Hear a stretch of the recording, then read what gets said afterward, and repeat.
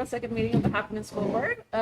This week we are joined by our first full school board post-elections. We have Rob Nato, Jonathan Cohen, Norm Goupel, Andrea Folsom, myself, Dulcie LaPoma, our Superintendent Mike Flynn, Board Secretary Extraordinaire Jody Condon, and our first of second board reps, Flo Davis.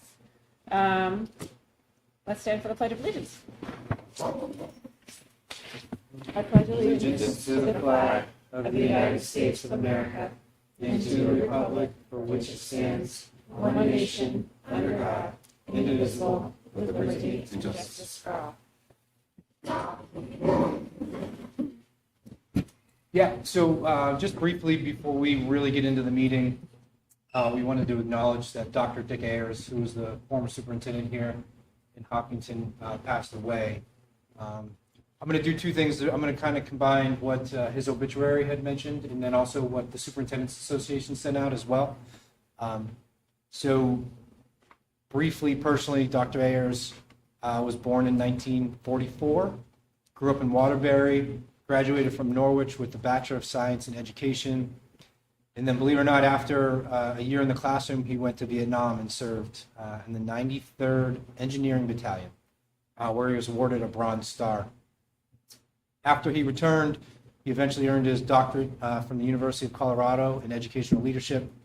And I'm going to get into the second part of the NHSAA stuff. But with his family, he's survived by his wife, Mina, his daughter, Erica, son, Ben.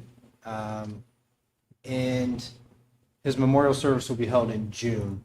We can certainly communicate those details. But from the NHSAA side, add it up, and it was interesting because he was a leader in the state of New Hampshire. He eventually ended up teaching future administrators, which was a big thing. But prior to his superintendency here, he was also an assistant superintendent. He was a middle high school principal. He was a middle high school classroom teacher, and then later he was a systems leader in New Hampshire, pretty much teaching future administrators how to be administrators at both Plymouth State and UNH. He was a real leader in the state of New Hampshire, and I know Hopkinton. Rob, were you here at that time? I was. Would you want to say a couple words, or? I would. All right. Sure. So Dick was not the superintendent when I was hired, but came on shortly thereafter.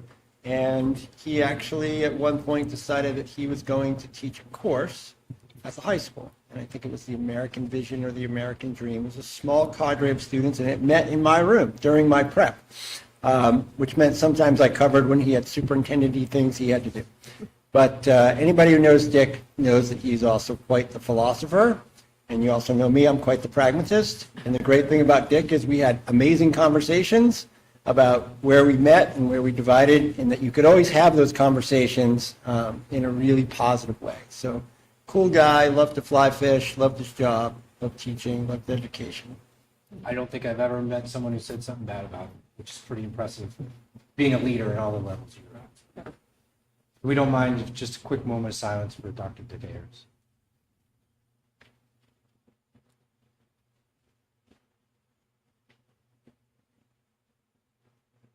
Thank you. So we'll move on to meeting minutes. And if anyone's interested or would like to know, his obituary is online, obviously. You can certainly reach out and we can help out. Sure. Right. All right. So we have two sets of minutes to approve, one from the regular school board meeting on March 19th and one from the non-public school board meeting on March 19th. So let's go one by one. Do I have a motion to approve the minutes of the regular school board meeting from March 19th? So moved. Second. Where are you? I can't. Oh, you weren't there. That's right. You're cute. That's fine. Oh, I know. That was amazing. I'm not slacking. Any discussion? My Okay. only correction would be that my name has a T in it. Okay. Yep. Good. Yeah. Thank you. All in favor? Aye. Great. Aye. And one recuse? Or abstain, rather. All right. And I look for a motion to approve the minutes of the non-public board meeting on March 19th. So moved. Second. Yeah. Any discussion? Okay. All in favor? I excuse myself. Great. Okay, that's good. And now we are in our first public comment section of, what's up? Do we also have to approve the minutes from the district Yes, meeting? thank you. Those are on the From- agenda, but not from the district meeting. So what's interesting is you don't have, there, it's not your minutes. Remember, Okay. Laura takes them. Gotcha. So it's not like what we do here. So Laura signs off and initials them, but we review them as a board to make sure it encapsulates it. Thank you, Laura, for doing a nice job. Yeah, I would second that. Excellent. Not an easy job. Yeah. We're not approving, We're not. but they're linked to if people want to see them. And we'll post them tomorrow. Yeah, right. Okay. So with that, we are in the first public comment section of the school board. If anyone wants to come up and ask questions or comments specifically, no questions. We'd ask that you state your name, your address, and limit your comments to 3 minutes, please. Okay, great. And now we are on the flow. Do you have any student rep comments? Always. So this week we have the German exchange students. They came last Thursday and they'll be here for 2 weeks. So they've been enjoying the Hopkinton culture and they have been going on some field trips as well. There's about 15 of them and they're leaving next Thursday. So we will then be going, the partners will be going to Germany after school finishes in the end of June. So it's a good partnership program. We're all having fun. We have our spring sports starting up right now. Like Noah is having his little baseball scrimmage currently, I think. And we have the first track meet next Wednesday, except it's probably going to be a huge snowstorm tomorrow. So then it will be a little pause. We had our final biotech competition today, and that was like the thing in the careers class where they came in, Army came in, and we had to design medical products. And unfortunately, my team lost to the other team. So the team that will be advancing to the statewide competition is one that they're like building spleens for people who don't have spleens. And then we have, as for the school funding thing, they're going to come in next week and present to our civics classes in advisory for one day. And speaking of presentations, Noah and I are going to present to the Board of Education next week. Mr. Flynn just sent us an email in all capitals today, and he's like, you need to come to my office in an hour. And we were really scared because we thought something was wrong. I want to be very clear. I did not send that email. Okay, Jody sent an email in all capital letters, and we're like, what do we do? I didn't want you guys to ignore it, say, oh, it's later. No, we wouldn't have. And so then we went to Mr. Flynn's office, and he told us we were presenting to the Board of Education. So we are very excited to have a spotlight on Hopkinton, and we're going to represent it very well. Amazing. Yeah, I think that's mainly it. We're hoping for a snow day on Thursday. Some people aren't. Mr. A lot of Flynn. pressure coming this way. This is just what I'm hearing from the students. I'm You're from the representing. All right. I'll send a vote out. Yeah. Uh-huh. Fantastic. Okay, Can I cool. ask a quick question? Flo, when did the German students arrive? Did they arrive before the last snowstorm? No, so will they they have arrived been here after it. for? Oh, They arrived. arrived on Thursday and it was like on like Sunday, so they were after. Oh, but I did have a question about if there's a grant for the Environmental Action Club, how to get it like to the school board approval process. Yeah, I think you talked to Michelle Okay. about it, and then Yeah. if it's more than $500, the board approves it. Yeah, I think it is. But okay, I will do that for the next meeting. It's exciting. It's on the way. Right. Yes. Okay. Okay, cool. Anything else for Flo? All right. Board comments. Rob, you want to kick it off? Yeah, I was just thinking back to our joint meeting with the select board. I think you probably remember a discussion about the state of the track. The track is in a better state right now, a little bit soft, but we are definitely moving forward in terms of the maintenance and how that can be dealt with. So if we can, the things that they've improved, if it can be packed and then, maintain that cycle, that would be great. But they did a nice job with the beginning processes. So thank you to highway department folks and maintenance folks for doing that. Jonathan, anything for you? I don't. Okay. Norm? Oh, yeah. All right. So, first off, thanks to the board for, excuse me, for a couple meetings. I had some work to do, which is great. I'm excited to be back. Just a couple quick comments. I'll keep it under a minute. Since a lot's changed here, Andrea, I want to say thank you for your leadership as our chair over the last couple of years. I didn't have an opportunity to thank you in the last meeting. So thank you very much for that. Chelsea, I'm excited that you're chair, and I can say this publicly, it follows along the lines of when your father was the chair of the Hopkinton School Board. I'm not sure if many people know that, and it's excited to see the Madden moment continuing. Jonathan, we had the opportunity to work together in the budget committee, and I'm excited to work with you on the school board. Welcome. I look forward to learning from you. So I look forward to that. And let the minutes reflect I have nothing to say about Rob Nato tonight.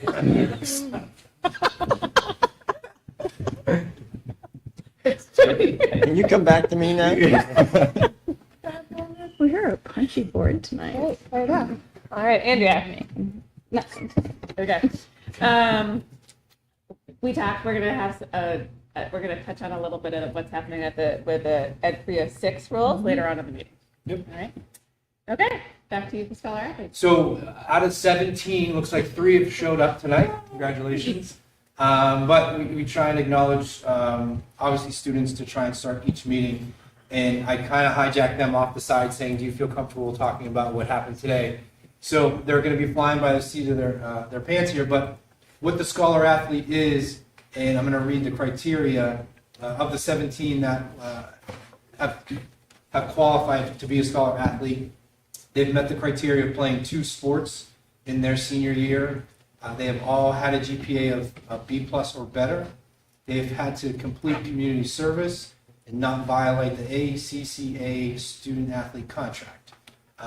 The 17 seniors represent over 20% of our class, which is a pretty big accomplishment. Today they were out. Was it the whole day? Half day? You want to come up to the mic? Thanks. And if you don't mind explaining what happened today, where you went. I know you went to the State House, but it'd be great. Yeah, we went to the Capitol Center. So the Governor, Chris Sununu, gave a keynote speech, and then the president of the NHIAA and NHADA congratulated us all, and every student was congratulated. That's great. And forgive me, what your names and which sports you were? I'm Tonko Colley, and I did cross country, Nordic skiing. Awesome. I'm John Reddy. I did cross country and alpine skiing. I'm Liam Will. I did soccer and outdoor track. Awesome. Great. So there was everyone around the state today, right? Yeah. How many were there? They said like roughly 1,000, like 1,000. Yeah, 1,000. Wow. 80 across all divisions, I think. That's awesome. Today there was D1 and D3. That's awesome. Wow. Any questions from the board for our stall? They're representing us. I feel bad there's only 3 of you. It feels like Yeah, someone some missed of them them. went out like the scrimmage for baseball. Well, what'd you call it? A little baseball scrimmage? game. Little baseball game? A little game. So is this for maintaining a GPA and grade in athletics? Senior, yep. Perfect. Did anybody stand in for Mr. Meserve to take you out to lunch after? Yeah, Mr. Kelly did. All right. That's always part of the deal. Excellent. Where'd you guys go for lunch? Cheers. Oh, He's a step up from Mr. Meserve's old favorite, the Red Apple. It was more about quantity, I think, than anything else with Mr. Meserve. I just want to say congratulations to you. I've coached 2 out of 3, but I know Mr. Boyle well. Maintaining good grades and being athletic at the same time is tough to balance, especially when you want to maintain high level of grades, especially when you're looking at colleges your senior year, you can fall into senioritis, they call it. But congratulations. It's truly an honor to have that. And I'm excited that you guys are heading off to college next year. If you want to share where you're going next year, I'd love to hear it. I know one of you is undecided, but I have not heard from Mr. Boyle where he's decided yet. I mean, Red, I don't think it's balanced, but it's out of between these yeah, at this point. Okay. Mr. Reddy? I'm going to Maine Maritime Academy to major in transportation operations. Awesome. Thanks. I'm thinking of either McGill or Clarkson, even though they're pretty different. But Yeah, that's awesome. Awesome. Excellent. amazing. Definitely want Thanks for coming, guys. We appreciate it. Very much. know what I'm saying? Come shake your hand. Okay, Do you I'd wanna like to do a shake your photo? hands first. Yeah, we do a photo. Yeah, photo? We do a photo. Jody, is that okay? Awesome. We do a photo. We'll do a photo so you guys can stay right where you Oh, there we go. Get go in front. Come on, these photos are-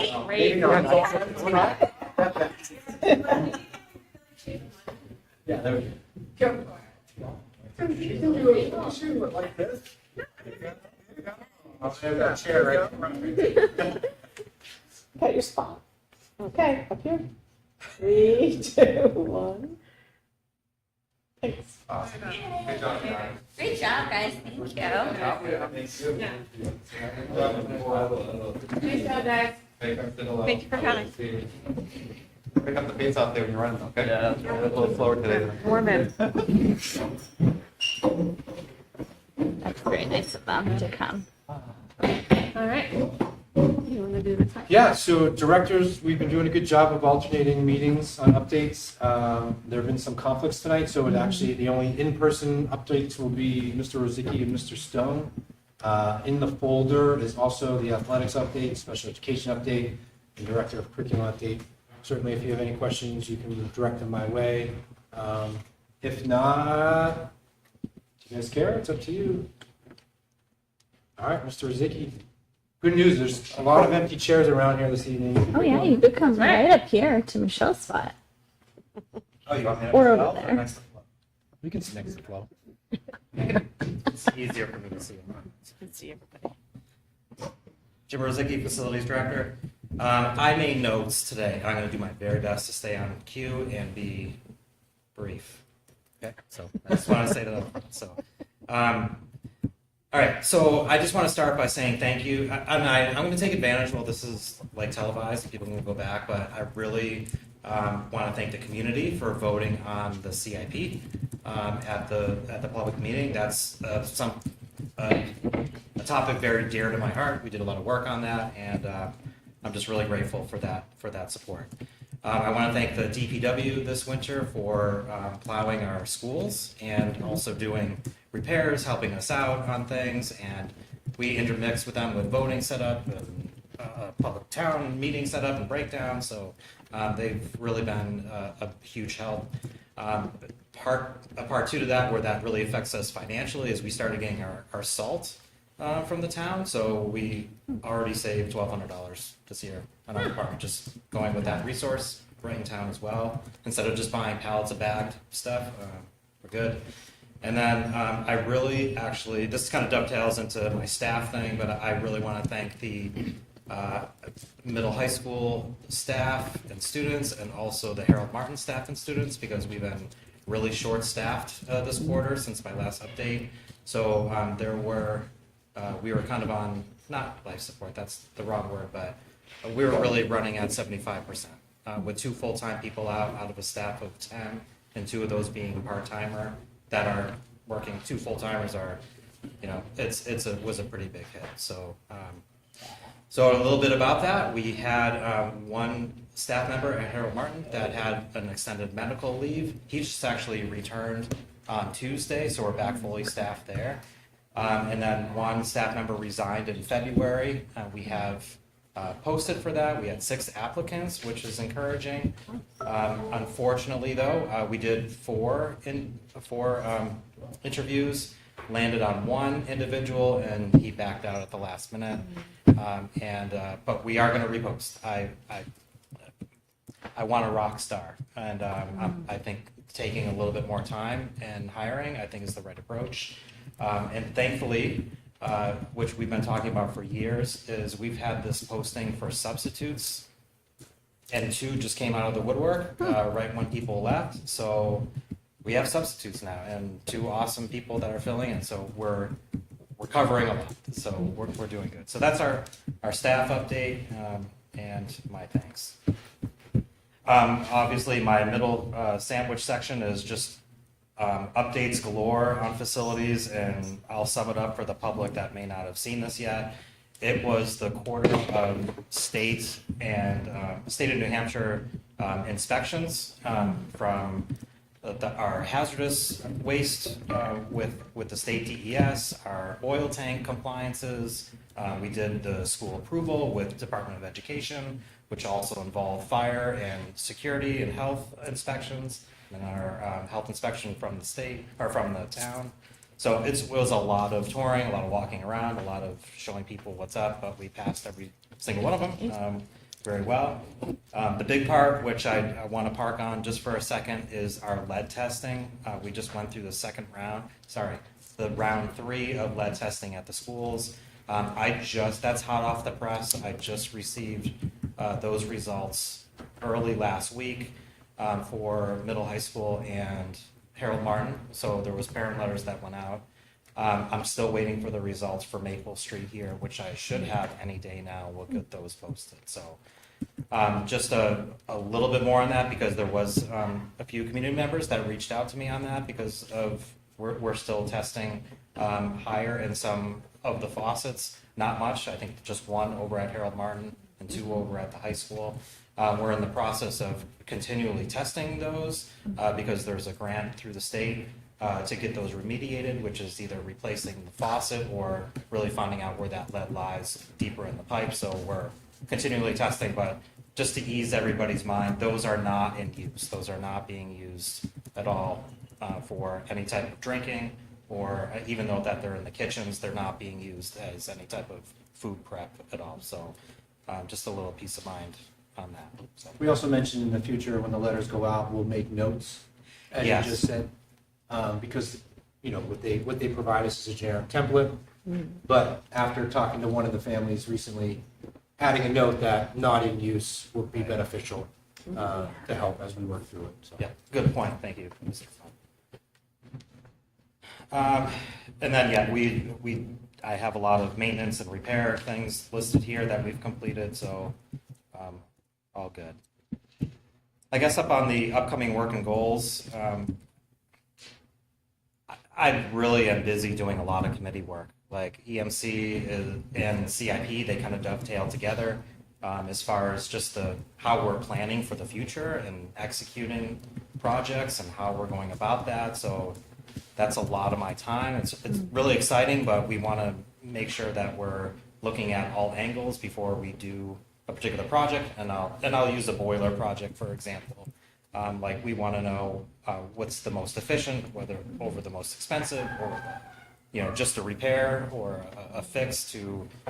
We do all of that, and that's what we're going towards. So I do want to say as well, again, while I kind of have the microphone, is and this is like really an ask to the community, and I talked with Michelle about it. So next year, which is the 25-26 school year, which is our next capital plan, not the one that was presented to the community a couple weeks ago, but the one we'll be doing next year for the following summer, if that makes any sense timeline-wise. We are up for replacement of the one of the high school boilers, and it may be a good opportunity to get off of oil. One of the driving forces of that is that the oil tank, I believe, is pushing 50 years old, so it's really due for a replacement. So I say all that to say was Michelle said that back in 2018, people in the community or people on the board, there was a lot of conversation about how we diversify our fuels. And I wasn't here during that time, and I know some of you weren't, but if there's anybody listening that wants to contact me about just to share their opinions about what they went through at that time. Sorry, Mr. Flynn, I know I'm going off on a limb there, but I really want to know some of those conversations that were discussed last time. And I know that was a long time ago, 2018, but I'm at facilities at sau66.org. And as we look at going down those roads, again, getting off of oil, I know that could be sensitive to some. So, and people have concerns about different fuel sources, but we're talking that over quite a bit in EMC. So I just want to drop that out there. And then last but not least, there was, this is an update that's not on the update, but there was some roof leaks over at the middle high school gym this winter. which I understand I got a lot of press about that. I know that HISA games were rescheduled or canceled. We didn't know what that was at the time. I just want to start by saying BPS that did the project in 2021, which replaced the air handler and that roof. It was frustrating that it was leaking. We didn't know the source. But after much review and little rain over the winter, if that makes any sense, we didn't have a steady drip. We narrowed it down to a seal in one of the air handler doors to open up to change filters that might have been compromised because we've seen water inside the unit. So again, BPS was made good on it. They were committed to fixing it. They sent roofers out there. They sent HVAC mechanics. We were out there with umbrellas in the pouring rain trying to see where this comes in. So knock on wood, last rainstorm, it did not leak after they did those repairs. So I just want to end up saying, publicly that was hopefully the source of it. And but we had good people in our corner that responded and reacted appropriately. So, all right, that's all for my notes, and I'll welcome any question. Well, regards to the leak, again, great. That's why we have a warranty. And BPS has been fabulous with any questions, anytime, and any repairs. I'm glad it's fixed and move forward. The one thing I want to say, just as a someone that holds a very dear spot in regards to the whole lead thing, I'm very pleased with how you're communicating that with the community and that we're continuously doing these random tests. It's extremely important that we continue to do that and putting signs up for our students not to use this for water. So I just want to say communicating that to the community so parents can have a discussion with their child, I think is really important, and commend that on the district. Each leadership person is sending out an email to notify people. And my last question on that is it covered 50% from the state still, or is it 100% the grant that's provided? It's 100%. Oh, 100 now. Okay. But we have to front repair. Okay. And then it's a reimbursement process. That's great. There are limits because I think I don't know if I want to quote this, but I think it's $1 million to schools for Total. remediation. Yeah, total. Total. For everybody, yeah. Yeah. Not a single district. Yes, right. We have a lot of repairs. Well, that's great. Thanks for clarifying. Thank you. Thank you, Noam. Jim, what is underground storage tank certification that you did? What does that mean? Oh, yeah, so I have to do that every 2 years. Every building owner that has an underground storage tank has to do the certification program with the state DES. All like owners and operators of gas stations or any type of underground fuel. It's a big deal. And it's a 2-hour test. I have failed it in the past because it's that intense, but we can get really we can get fined if we don't have a certified operator of that, and really what that really means too is like I personally as a certified person have to do a monthly check. I have to give those monthly inspection forms to the state. That means I have to open up all those covers and inspect to see if things are leaking or any other type of compromises there, because it is the responsibility of the oil delivery company to flag some of that stuff, right. But they may not always or catch something. Thank you. Jonathan and Jay? What do the substitute custodians do? Do they just come in PRN or? Well, since we've had these long-term outages, like they're like, "Yep, I want to work," and I'm like, "All right, you're able to do 2-3 hours a day. All I need to do is vacuum. Just put the backpack on, be a Ghostbuster, and just go." So I don't want to overcomplicate anybody, but people are into that. They're like, "Just give me a task. I just want to do it and go home." So and I'm still looking for more. And one of them happens to be a high school senior that needs some extra cash. So we do that here. And we pay well. So Sometimes.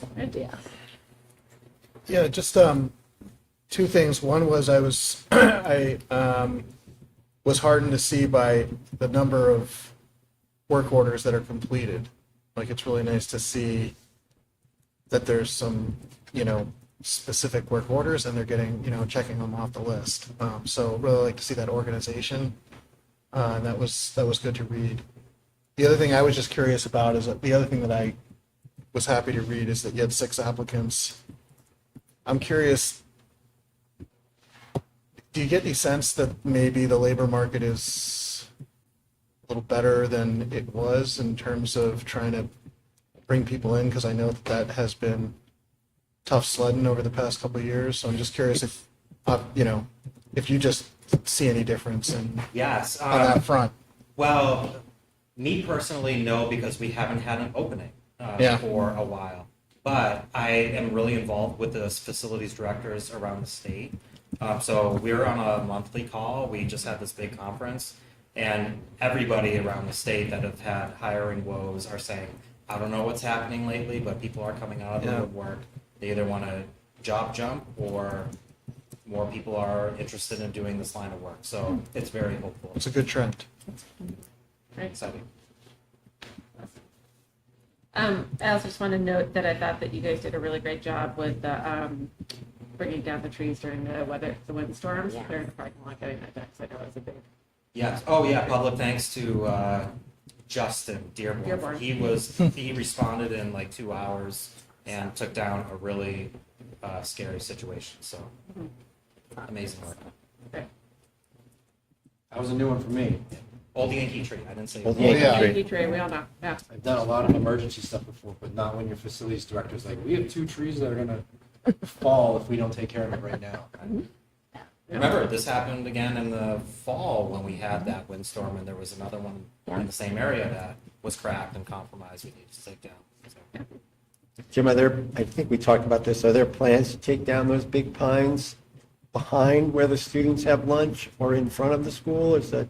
No plans for the front of the school, but for the back, we realized with that storm, again, same age, same kind of tree, they're exposed, they're coming down over the April break. But we're also wanting to develop a landscaping plan to provide some shade there. That is a popular spot for kids, and it's not worth to leave it blank. So, Also don't need trees falling on students. or the art room. And they're all standing at the window like, Sorry. okay, we gotta relocate here. Yeah, that's funny. Great. Anything else good? Thank you, Jim. Thanks, everyone. Thanks, Jim. Mr. Stone.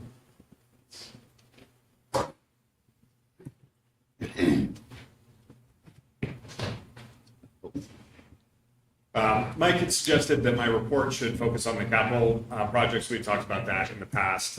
So it's there. I'm happy to answer questions. I wasn't going to focus too much on that.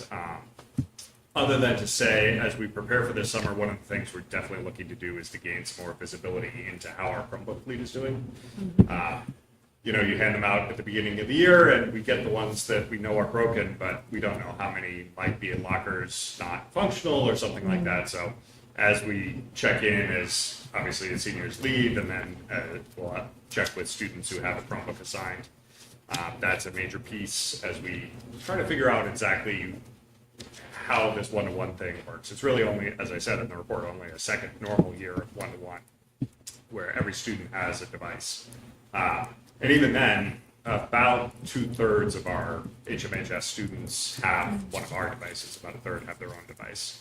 And that definitely increases in switching towards personal devices as they get older. Pretty much all the 7th graders use our Chromebook, relatively few of the seniors or juniors. Yeah. That being said, as we look ahead at some of the capital projects, I have to say I'm very grateful to Jim for including the auditorium as part of the CIP process. That's traditionally been an area where we have not focused enough attention. I'm really excited that that project is going to be moving forward, hopefully soon as the equipment is in. That's always been an issue. And then as we sort of look to wrap up this year, one of the things we're really looking at is our student assessment pieces. That's a major focus, making sure that we're ready for the New Hampshire SAS assessments that grades 3 through 8 will be doing. They have already completed the writing. As Becca mentioned, that's earlier this year. The reading and mathematics piece will be in May for the most part. And then 11th graders also have a science test that they'll be doing, I think, in a couple of weeks. So that's always fun. And then SATs have already happened. We'll be doing some Ames web assessments. That's our sort of internal assessment of reading and numeracy. One of the things we focused on a lot over February break that turned out to be timely was making sure that we had some additional network redundancy and reliability, because sometimes you might lose power, say, for a full 24 or more hours at the schools. And it's always fun to make sure that they come up reliably after the incident, that we have as much capacity as possible. Of course, we do have the generator at the Hopkinton Middle High School, which is also a designated shelter if it's ever needed. So that worked great. And then, fortunately, the elementary schools, as soon as power was restored, we were back up.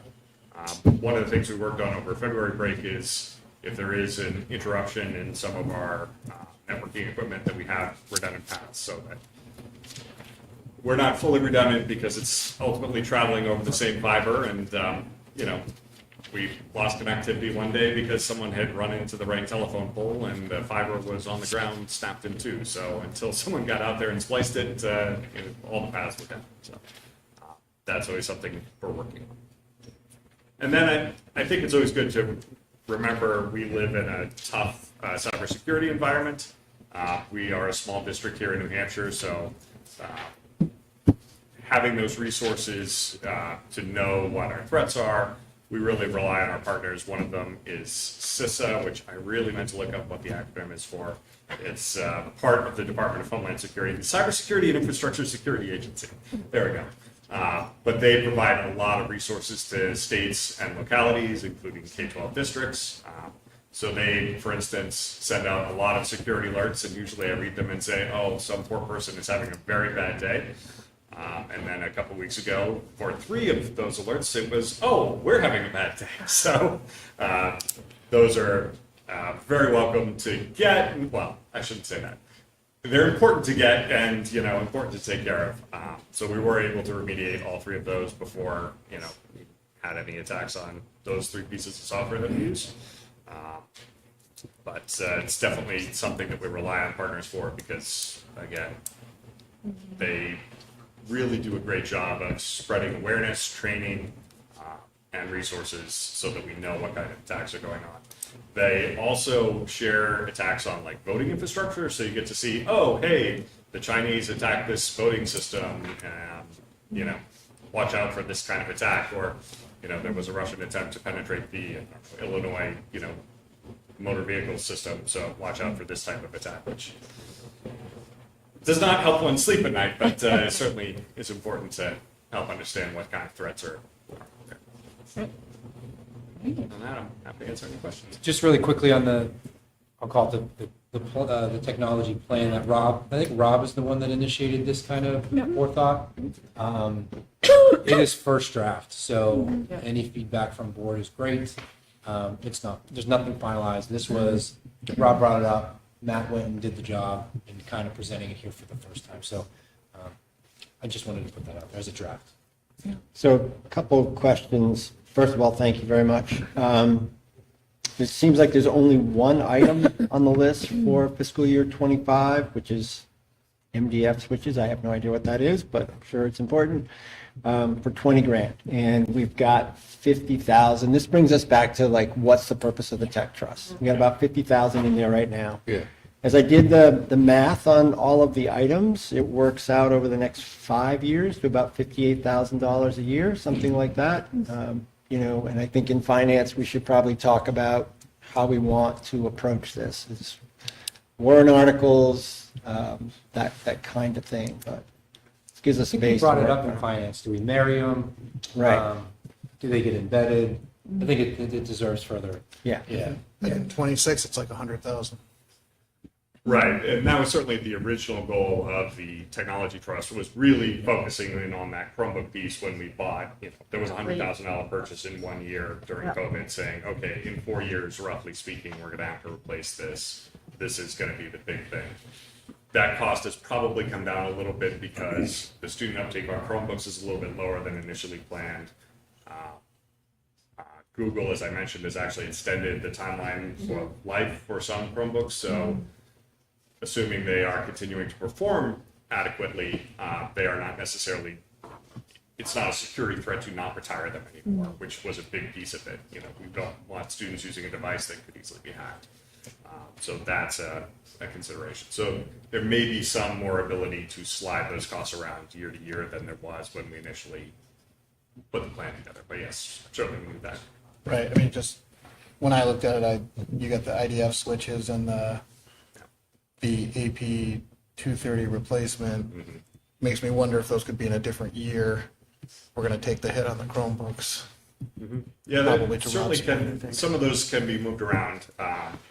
The switches are more capable of being moved to future years because there's not an operational piece where they'll stop working. Some of the some devices essentially when the manufacturer stops supporting them, they stop working. So Right. Right. Matt, do you have a sense as to how many, what percentage of students are using school issued versus their own?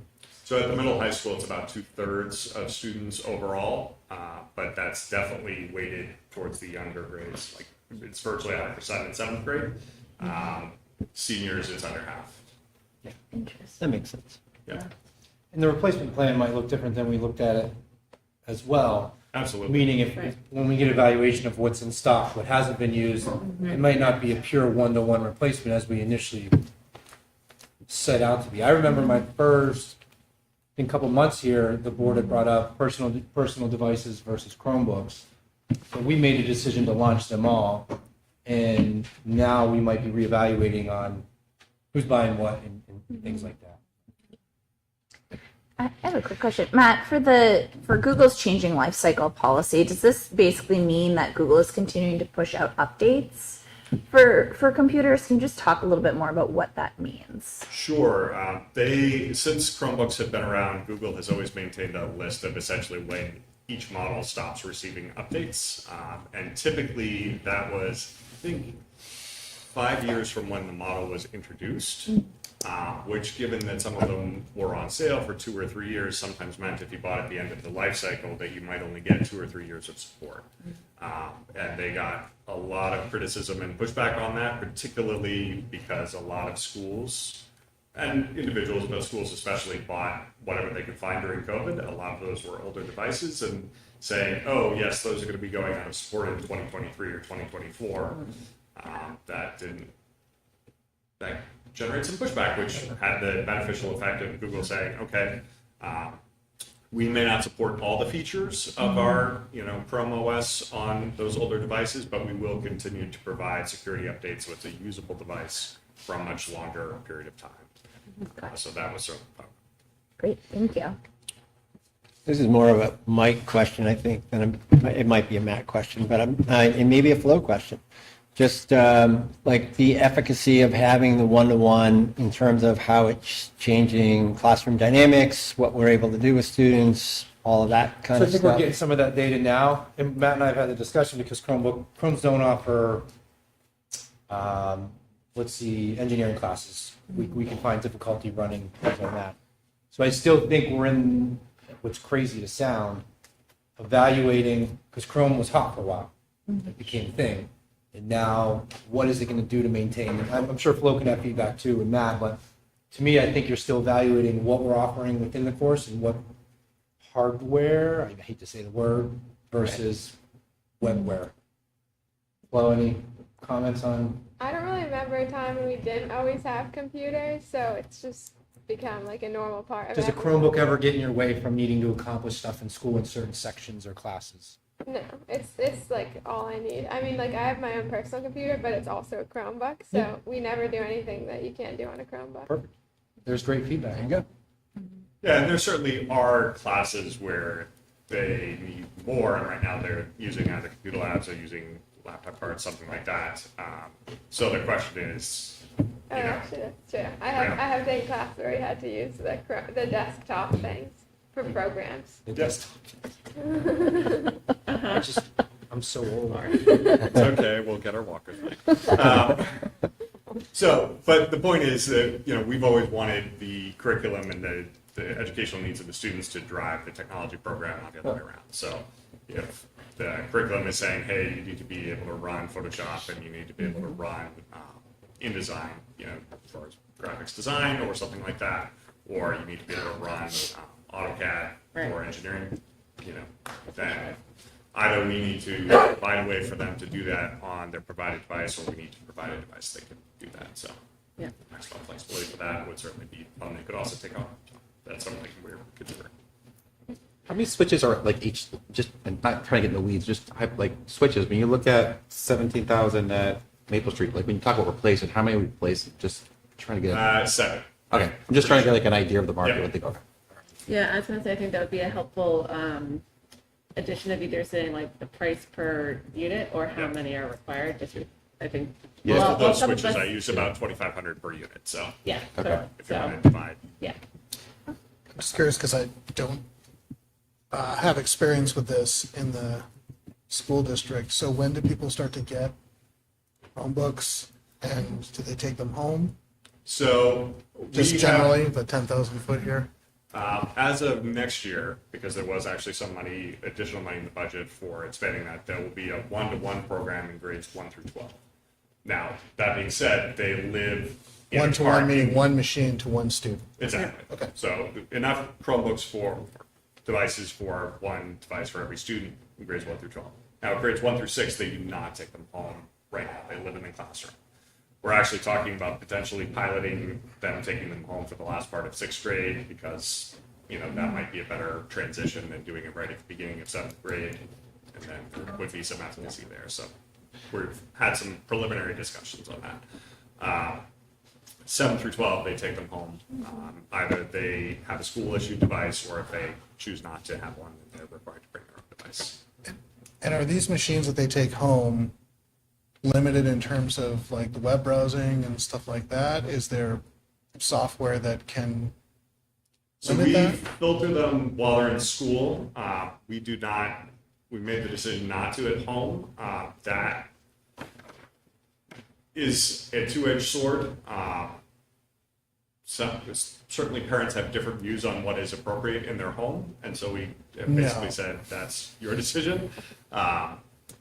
And certainly we have some parents who say, we'd prefer if the device stayed at school. That's fine too.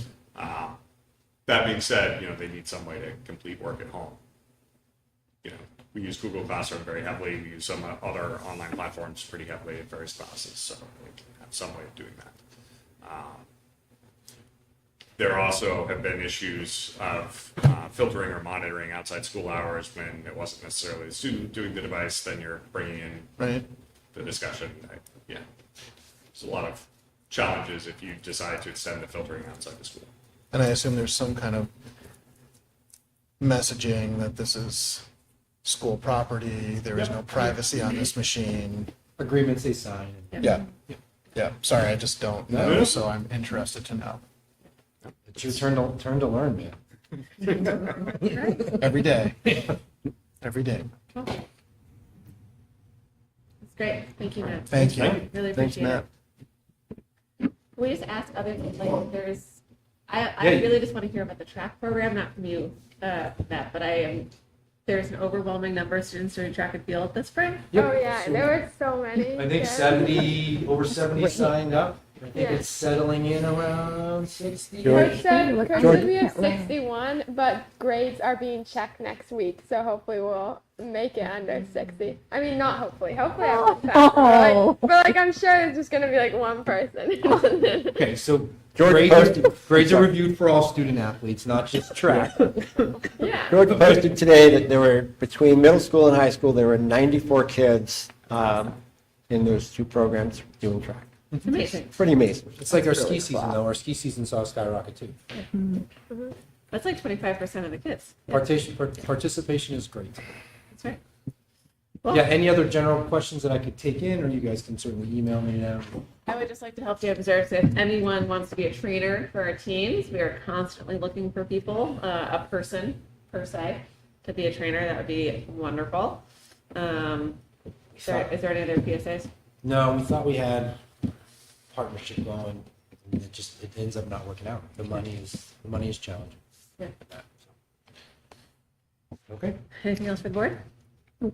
Well, I think you should hold that thought for budget process, Mike, at some point. If it's challenging, I'd like to, Yeah. later in the year, not 'Cause I think we talked about We last did year. talk Yeah, I'll talk about it in October. yeah, exactly. Oh, and then do you want to talk about career pathways as Becca's thing or no? You mean, we'll get that to 306s.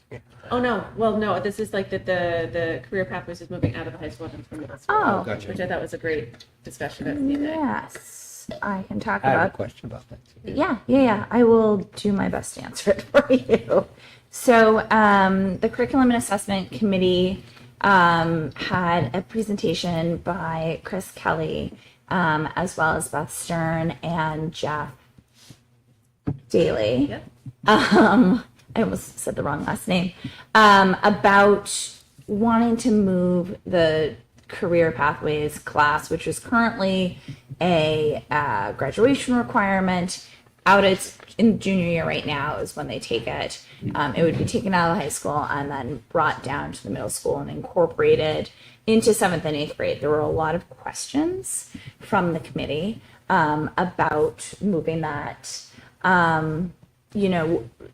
In part not wanting to have kids feel like they're locked in. Also, currently there is a job shadowing component, so they would need to work that into the high school because you're not necessarily going to have your middle schoolers doing a job shadow. And then there's also a component of this that's part of our pathways to graduation. So we have a 20 credit pathway to graduation, 24 credit pathway. The 20 credit pathway is very focused on extending learning opportunities. And that's really where you see like the job shadowing, and it's also a requirement for that pathway. At the end of the whole discussion, the committee did support the movement with, I would say, like a good amount of feedback as well as far as what they'd like to see in making this shift. So this was, I just want to, this was part of Hopkinton 2.0. Does that sound familiar to you? Mm-hmm. And we kind of dealt with this when we re-examined the program of studies and the science classes and things like that. So this was a creation back then of a Hopkinton requirement, right? Not state requirement. And we really started to just peek into bringing it earlier for more exposure rather than waiting for it to become a requirement. I've received some student feedback on the course, and it felt as though it'd be a better niche in there. We want to bring back Career Day. We want to talk about some of that stuff. Was that anything close to your question? Yeah, sort of close to my question. So this is going to sound out of place, but so the civics is a senior class. And when we started civics 20 some odd years ago, we put it there, unlike a lot of schools that put it in like freshman year, because the kids are more mature, it's more relevant to, you can have deeper conversations. So I guess I have the same sort of question about moving career pathways out of the high school and into the middle school, whereas in the middle school I can see, this is going to be a wide range of these are different things you may not have thought about, whereas in the high school it's going to start to narrow to what do I really want to do and what does it mean to go into engineering, to go into nursing, to go into construction in the trades. That's my concern. Is it a definite yes, or is it still lingering? Can I talk to it a little bit? Is that okay? Yeah. So yeah, and I think that was part of the discussion. I think part of it was opening up the aperture for kids when they're younger to be able to say, this is what being a dentist is, this is what engineering could be, so kids can sort of get that broad spectrum. Because I think it was also thinking through the two pathways to graduation. Like you do start to tailor for some of, I think, our student population, like what you're going to take when, depending on how you're thinking about what you want to do after Hopkinton High School. And I thought that was a really nice discussion that the committee had. I do think that's a great point of being like, if you are actually like a junior and you're like, I do actually think I want to go all in on this one thing, that's probably re-specifying. But yeah, I think it was more exposure early on as kids are thinking about how they're going to chart their program of studies would be beneficial. I mean, it's worthwhile to try it. Yeah. Right? Yeah. See how it goes, and certainly will have really good value. So it's another thing that we want to work into our Hop time. Yeah. Right? And we can go a little bit deeper at certain times. Right. So it gives us another area that we can focus on. In career day, I hate to say this as a former middle school teacher, 8th grade, we really spent a lot on careers, and we weeded through the curriculum where I was teaching. We saw a lot of aha moments, air traffic control, finance, all these things that we're able to weave in. We're going to see how it goes and see if we can get some hits there. I think that everyone in the community should also go and talk about their careers for the kids in high school, because I think it would be so fun. But that is me, not as an educator. Mike is probably right. Career day was the favorite when they come in and have to say the same thing 8 times in a row in 45 minutes. They're like, well, yeah, try it for now 180 days. In a row. You know? So again, just for my lack of familiarity, Yeah. so the pathways, so this means this changes what you need to do to fulfill your, can I get a 10,000 foot view of what we're talking Yeah, about? so that it's not necessarily going to completely change it. So there's a graduation requirement change. Like, so there's a policy change that will have to be made, because that's graduation requirements are a policy that we have. Right. Part of the 20 credit pathway is that you have to do 2 job shadows that were part of the career pathways course. So those job shadows still need to happen, but they're divorced from the career pathways course, because it's not happening your junior year anymore. Everybody It's has to do happening. this. Everybody This that graduates is has to. Nope, this is only if you're choosing. So our 2 pathways Right. are basically a 24 credit pathway, which might be chosen if you are planning on going to like a 2 or 4 year college. Right. 20 credit pathway is a great option if you're looking to go right into a career or the trades. So you can start that's for the that job work. shadow. Exactly. You can start that work in high school rather than having to wait till you graduate. So just to follow on to Rob's point, so if you decide in 7th grade you want to do the 20 credit route, and then you change your mind, It's not as can easy. you change your mind? Yes, you can change your mind. It's also not as easy as just saying in 7th grade, I want to do a 20 credit pathway. It's a conversation that you have in 9th grade with your advisors. There's a lot more to it than just a student saying like, this is what I want to do. But yeah, I'm not trying to focus on that, but can you change your mind? Like, can you, Yeah. you could go into 10th grade and say, okay, I've decided I actually Yep. want to go on to do this other, Sure. and you could still fulfill those credits. Yep. It swings both ways. Yeah. Exactly. I mean, you could get into 10th grade and decide you want to go. Like, that might be a better fit for you. Yeah. So, and Rob, to your point, that was actually exactly something that I raised in the committee meeting. Thanks. Yeah. So I was laughing. You said it. Thank you. Sure. Mike, I had a question about Mandy's report, Okay. or to Mandy, or to you. Yep. There's a reference here to district-wide multi-tiered system of supports, developing a district-wide tiered system. And I'm just wondering if there's any financial, is this just how? Yes, we have a couple things kicking. So the acronym is MTSS. I didn't want to use it. Yeah, that's fine. So we do use a tiered system. You've heard us talk about it the whole time. Tier 1, Tier 2, Tier 3. What we're noticing in our profession is, Tier 1, Tier 2, Tier 3 sometimes is targeted specifically to instruction or academic, and then behavioral or challenges get separated out. MTSS really brings that together and models it as a whole system. We have looked into 3 different ways to deliver and educate our staff, and then really make it a systematic. It has to be systematic, right? That's so important that what's trained or what's learned there carries up. So there is a financial piece that we're talking about looking at ESSER really specifically, because we have funds left, and it really hits that nail on the head for changes since that time. So.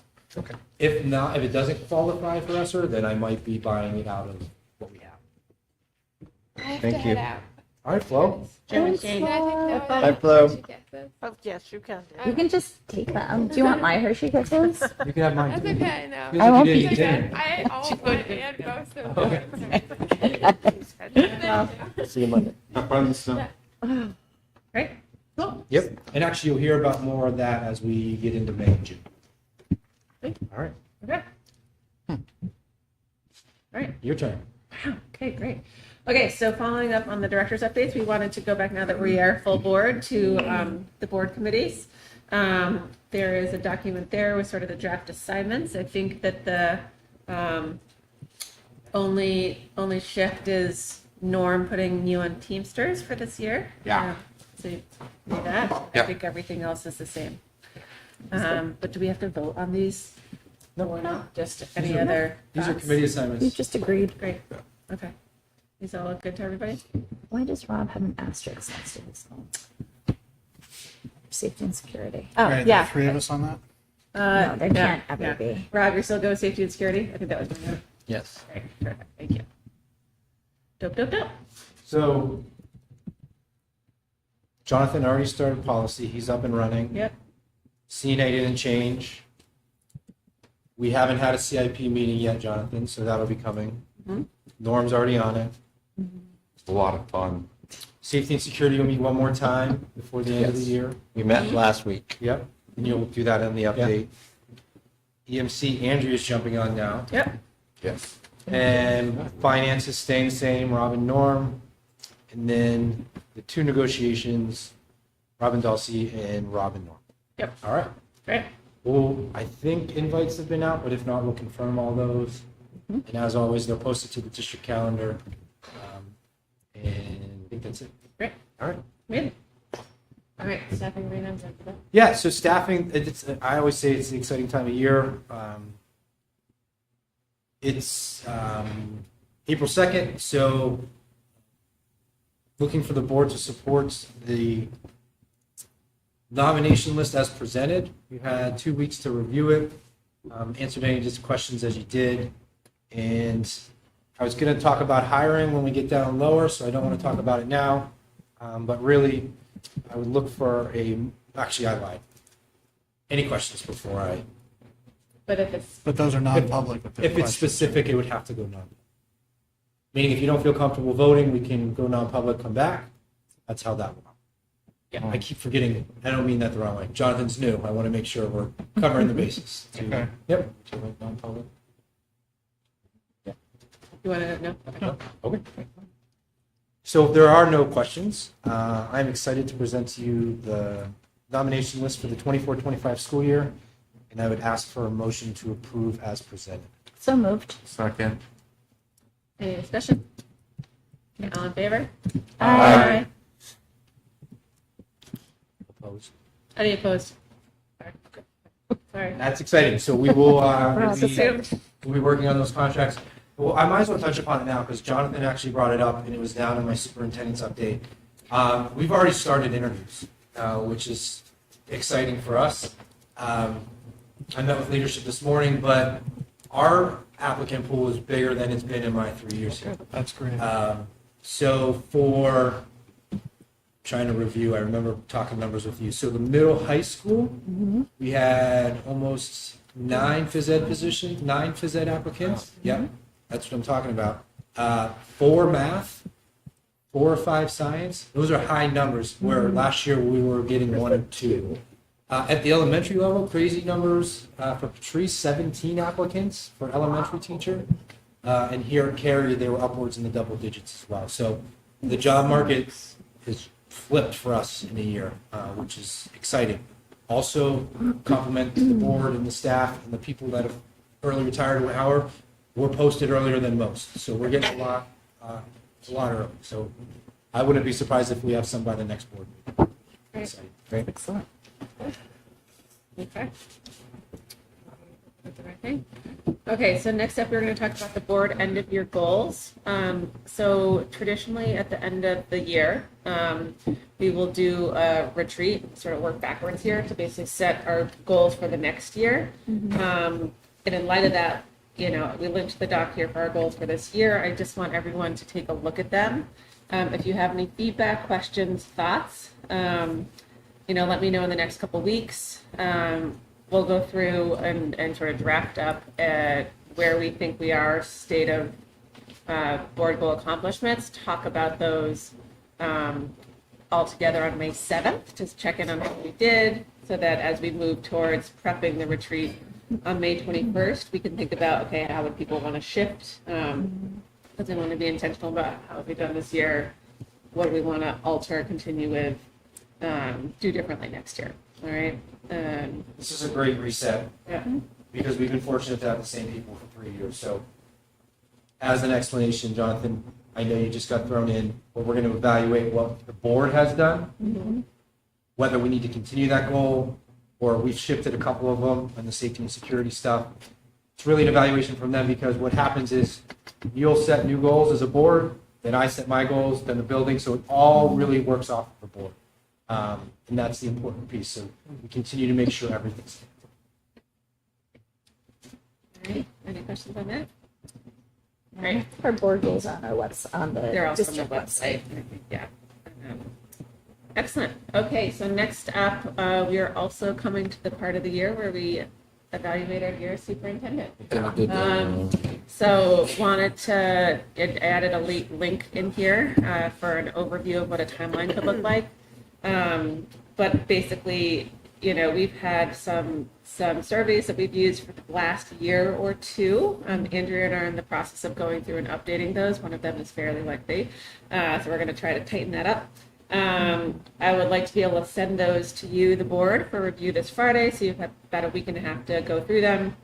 We'll discuss it during the April 16th meeting, likely in non-public, I think. Yeah. Then I will finalize and send out those forms to all of the parties that sort of need to be able to actually fill them out. Ideally, we get feedback in by April 26th, so that then we would be able to do first read with the board of sort of that compiled feedback, have 2 weeks to think through it as a board, finalize it, and then go through it with Mike at the end of the year there. When you send out, you'll have the dates. We just. Yeah. They're all linked. in Oh, there are already? Yeah. Okay. Yeah, but it's basically, we'll start with people getting surveys to review on April 5th, like the question set, and then being able to send them out on April 16th, getting feedback then 10 days later. So we're trying to give at least, 5 to 10 days there between each turn so people aren't jammed. If people have thoughts about that, I think we're trying to be mindful of end of year while also being able to give people time to be reflective and thoughtful. Any questions? I think you're doing great. But we'll get things shared out here by end of week, and that should be exciting. Cool. It's also popping up in the middle of this too. Yeah, what is going I on? don't know. I don't know. Someone keeps hitting enter. It's not me. I think it's me. Sorry. I have no idea what I'm doing over here. So wait, this is in the board material? In board Oh, right. notes. Yeah. Yeah, I It don't, should, fix you it. should be I able to don't know link if I on see you the. in here. Okay. I see Rob. Okay. Thank you. I know it's. Rob's Still training some Italian. people on Google Speak. I hit it and it sort of opens and then it doesn't open and then I hit it again. It's funny, I always think it's Michelle, and now it's you. There we go. Sweet. But if people have other thoughts about the timeline, let me know and I can tweak it accordingly. We're Okay. going to take Rob's enter key. And if it got really big, that's because I'm blowing it up over here. Yeah, exactly. Zoom. Okay, cool. That all sound good, everybody? Yes. Great. Yep. Okay. Great. Yeah, so with Michelle being out tonight, I'll do personnel report. Under new hires and resignations, you'll see that we have 3 resignations, Laura Bailey, Kaylee Mara, and Brianna Knoll. And then down the bottom, Miss LeClaire has stepped up for the team and is teaching an additional fence, which is really nice. It can be exhausting adding another one, but the students certainly appreciate it. So that is your new hire / resignations. Moving into Schedule B, if you don't mind clicking on that one. These are our spring sports. Yeah, it is. I'm not going to read each name out loud. If you have questions, let me know. So can you actually just talk us through what's happening with the varsity girls and JV lax and combining and splitting those teams, and also varsity and assistant track and field? Is it that the coaches are basically going to manage the 2 teams? Yep. Okay. It's kind of like we did in the fall with soccer. Okay. Has to do with numbers and availability of coaches and timing, so And do I have to recuse myself from the vote with my brother? I would stay out of it, yes. Great. So we will actually, at that, So, hang on, Norm. So we will separate it out. Yeah. So Schedule B, spring coaches, I would ask to be accepted as presented. So moved. second. You can still call. Okay, any discussion? Okay, all in favor? Aye. All opposed? And abstained. Okay, perfect. Thank you to the coaches. I'm trying to click on multiple things here as well. Looks like you're still looking for JV baseball and JV softball Thank you. coaches. That's what I wanted to point out. JV baseball and JV softball. Yep. Anyone interested, please contact Mr. Meserve. Last is donations. Health Trust has donated $500 to the wellness, for wellness of HMHS. Great. Thank you to them. There was a lot of stress. I haven't done Michelle's portion in. Do you know what they're going to be using the money for at this I point? believe, well, the answer is no, but I have a meeting set up to discuss. Oh, great. So it's in the, Michelle is setting that up. Great. Okay, on to superintendent's update. In your folder are the general assurances. So the general assurances, this is so great. It's like retraining. It makes me excited instead of saying, yeah. So general assurances are tied to our federal funding. 2 weeks to review. Dulcie signs on behalf of the board. I sign. We upload to the state, basically saying we're going to follow the rules. If you don't, we won't receive the money and we'll be fined. Yeah. There are some new sections in there that I was going to email you guys about. So there's a couple things, because they've been signing them for years, but now I think there's 4 new things. And actually it's shifting the way the state's doing their grants. So we have to do a couple things, because it's actually now going to connect to policy. I gave you a lot of information there. I'll break it out into chunks. But basically the general assurances, after 2 weeks of review, the board will essentially approve Dulcie to sign it. We'll go from there. So any other questions on general assurances? Okay, hiring update, I already covered. 306s. So this has been discussed a little bit at the board level. It's starting to make some more news, I think is the right word. It's been in works for close to, well, I'm just going to say well over a year is the easy way to say it. The State Board of Education is holding a hearing tomorrow on the first part of the 306s. And then the following week, they'll be holding another hearing on the second part of the 306s. 306s really tell us how to operate in our public schools, whether it's graduation credits, whether it's staffing, whether it's class size. I'm giving you the general overview. There are a couple people out there that are presenting. We've been trying to, the New Hampshire State Superintendent Association has been working with the commissioner and the chairperson on trying to make sure it fits in both worlds. At the same time, there are some things that don't feel so good about it being taken out. It could shift some of this with the work we're doing. Nothing's been finalized. I just want to echo that. I know we're going to all kind of comment on some of these things, but if you want to pay attention, I believe it's streamed tomorrow. And I know I'm going to pass the baton down on the 306s.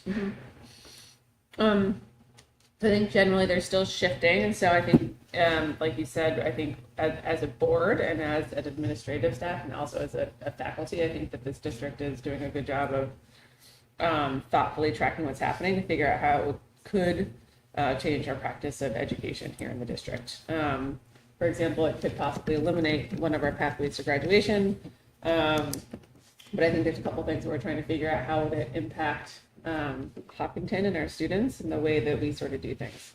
I know that there will be several different parties, whether it's Reaching Higher, that NEA, different unions that are covering sort of what's happening as well. So there are certainly resources that are out there if people would like to educate themselves. But I think tomorrow will be a fairly big day, and it'll be interesting to see sort of what the tenor of conversation is. It's at 1 o'clock. What? Is that at 1 o'clock? Yeah. 1 to 4:30. Yep. Anything else for the board? So I'm going to go tomorrow, more so that I can get a better sense as to what is happening. I think my gut instinct on this was when the first bit overview came out from Reaching Higher, my eyes kind of popped a little bit, and then the revisions came out a couple of days ago, and I read through those. It's 30 some odd pages, and I think what's hard for me to understand is, okay, so what's changed and why has it changed? And knowing those nuances. It would be really good if the DOE says, this is a fundamental change, this is the objective, this is why we're doing it. And that's not clear to me. So I'm kind of hoping some of that will crystallize tomorrow. I guess after my reading the revisions, I have less concern, but I also need a lot more knowledge to know if I should be concerned, Right. or we should be concerned. Well, I think that's the great point. Is it's in my world, it's been so many revisions and so many drafts that it's almost back to where are we, right? And I'm interested to see what happens in the next couple of weeks, because I think what you said is so important. The why behind it. If you can explain it rather than just being a draft, Right. then we can do a better job of explaining some of the changes ourselves. I tried to find if there was anything in the DOE materials that explained, like, this is the purpose of the change and why we want to change it. And I'm not finding that. It's like we have an FAQ. They don't seem to have an FAQ for major changes. I mean, some of the things make sense to me, like if your nurse is out, Mike, I mean, that little change that I noted says, okay, you got somebody who's CPR certified and you can get through the day without shutting your place down. Okay, that's reasonable, right? But then there were some other elements in there. I'm not going to go into the details, but just that, I would say is be very problematic for public schools and the direction things that we can realistically do. Yeah, and I just want to see what happens. Yeah. Where is the hearing tomorrow? I think it Is it in the legislative? Concord, I think. It's In the legislative building? I believe upstairs? so. That's It is 25 Hall Street in Concord. Yeah. Yeah. Great. Okay. That's great. All right. Thank you. So we will Do you update. have a room number on that? It does not say. Usually just follow the people with the little badges. There's going to be quite a few people there. Yeah. You can get in trouble doing that. Yeah. I'm seeing if I can find it in my emails.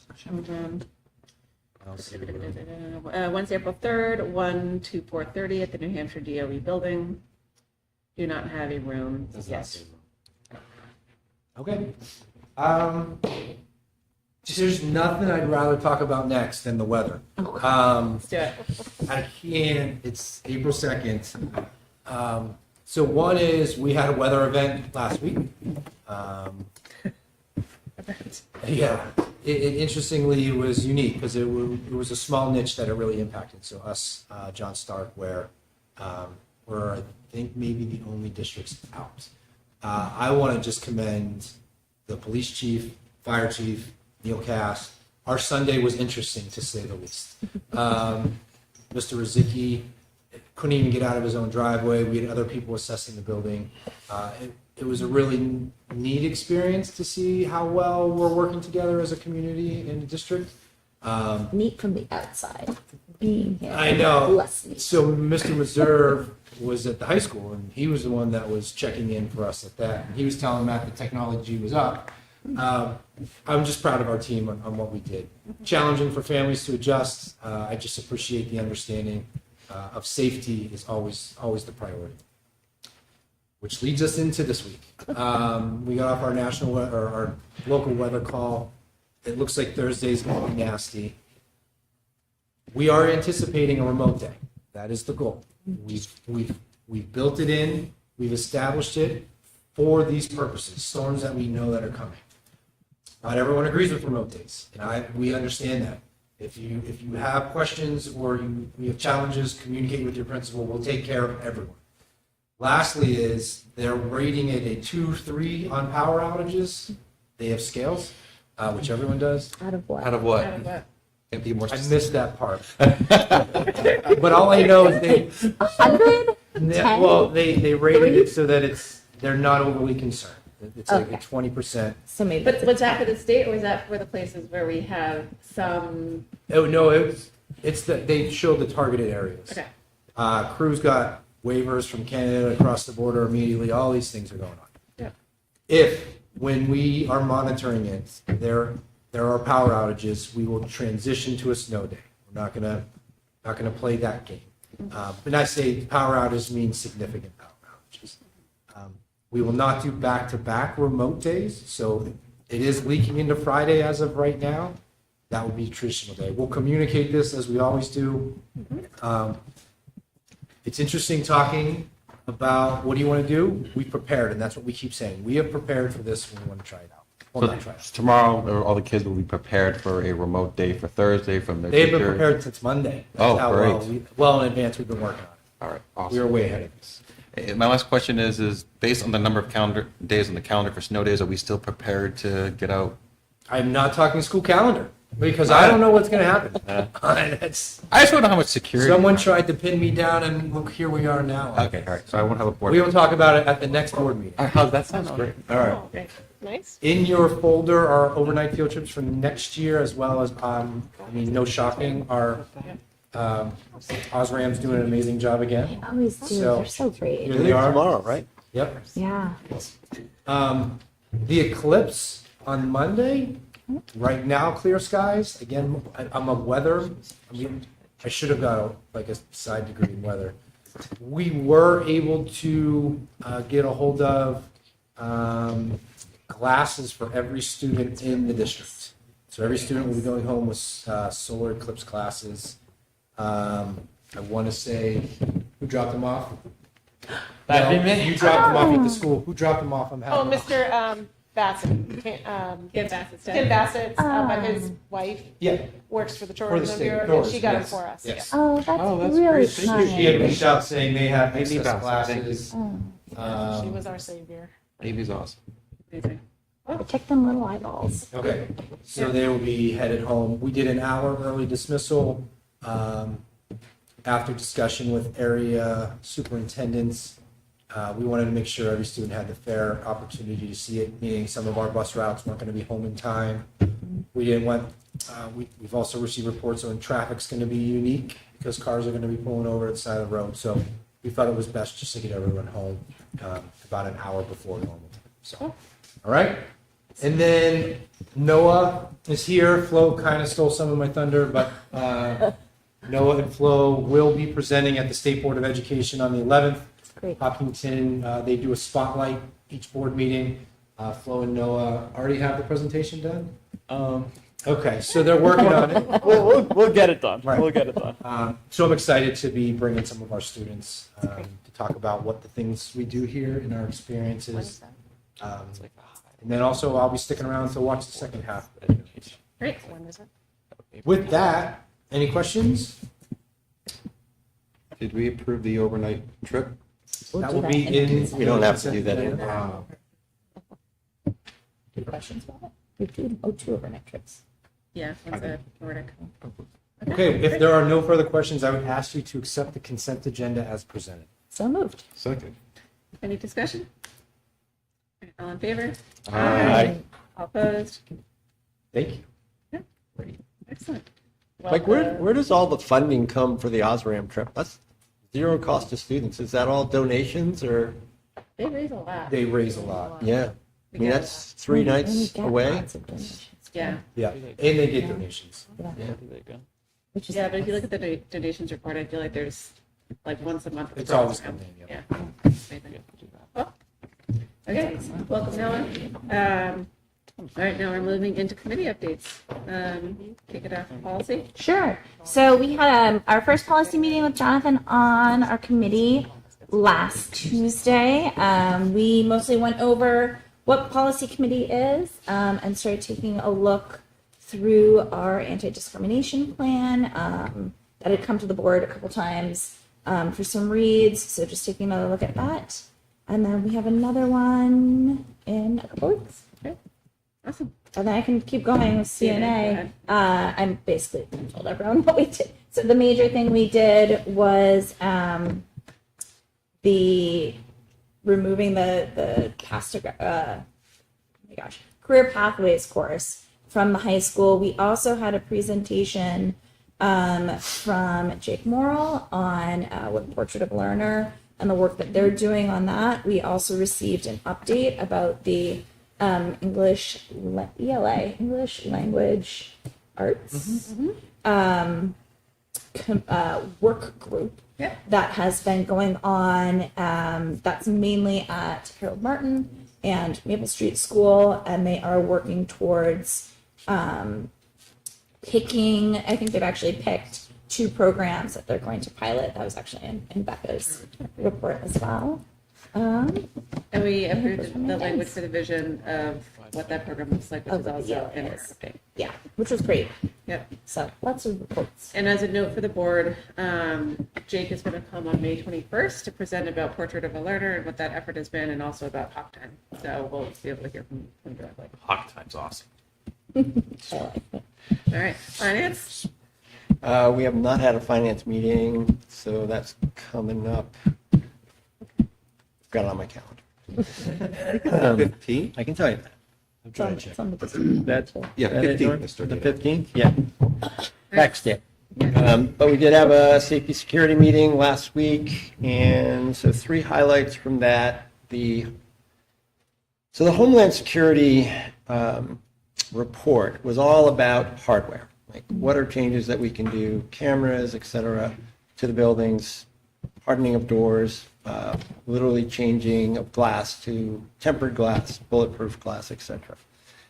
So the teams within each building are now going to go back and prioritize their lists, and then Jim and I will work on putting that together in sort of a CIP format with a hierarchy with that. So that's in process, and we hopefully will have that after our last meeting, which is in May. So something for the board to look at. We had a pretty long discussion about what I would say, I don't want to misinterpret this, but soft skills that we can do to make our schools safer. So I spent some time and brought some information to the committee that was in a Secret Service report from the RAND Corporation, a few other places, that talked about, the things that you would think. What's the profile of a typical offender, 16 years old?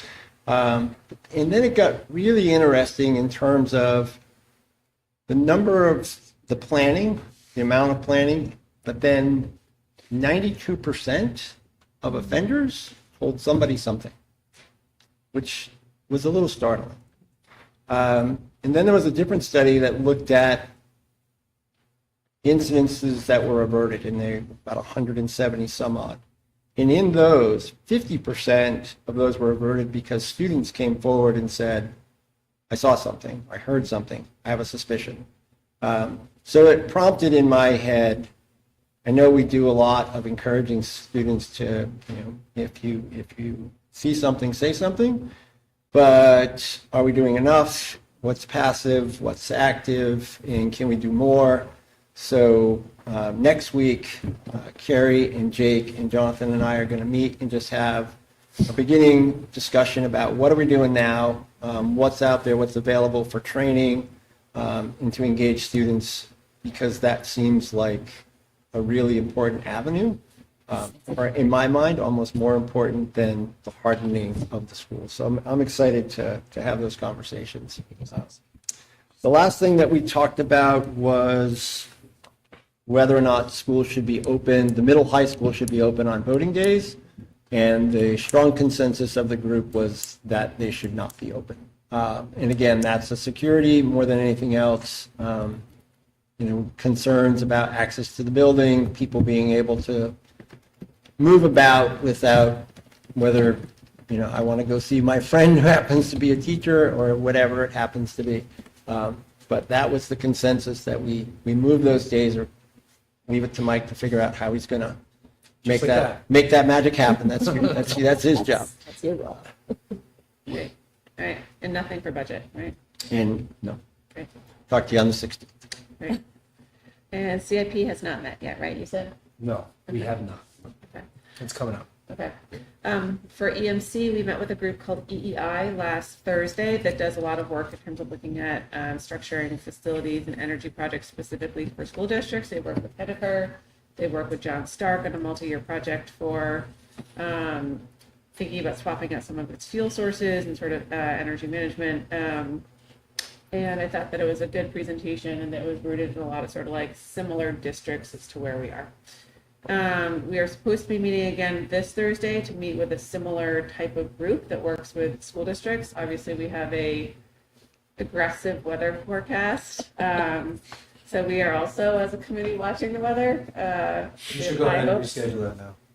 I know, but we also have like pretty real deadlines we're trying to hit for end of year, so we're gonna keep our hopes up. That said, we will post that as soon as we know what the deal is. But we're sort of rounding the corner here and meeting with some external stakeholders, and it's been really interesting. Cool. Anything else? I want an update from Noah on the scrimmage. What was the little base? The little scrimmage. The little baseball game. It was cold. It was long. But it was fun. Great. It was good to be back out there, and unfortunately, we won't be seeing the field. I don't think soon. That's right. Oh. So just want to know. It'll be melted by next weekend. Yeah, They're not I gonna hope. feel it. I hope. But it was good to be out there, and I think everyone had fun. How did you do batting wise? Did you? I went 1 for 2. Good, good. So Good, all right. first time playing in 2 years. I'll take it. I'll All take right, it. good job. Where are you in the lineup? What did I hit?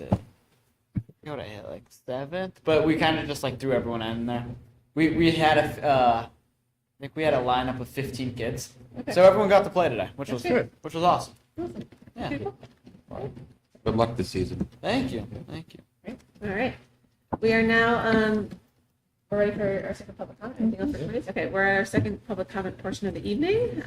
If you would like to speak, please go ahead and come on at 3 minutes. Please state your name and address.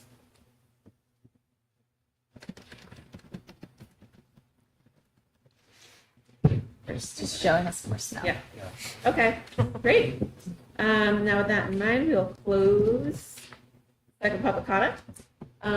Any other business, old business, anything else for the team? Great. Thank you. Alrighty, we have no need for a non-public this evening, and with that, we will adjourn our meeting at 7:03 p.m. See you in 2 weeks. All right, thanks, Steve.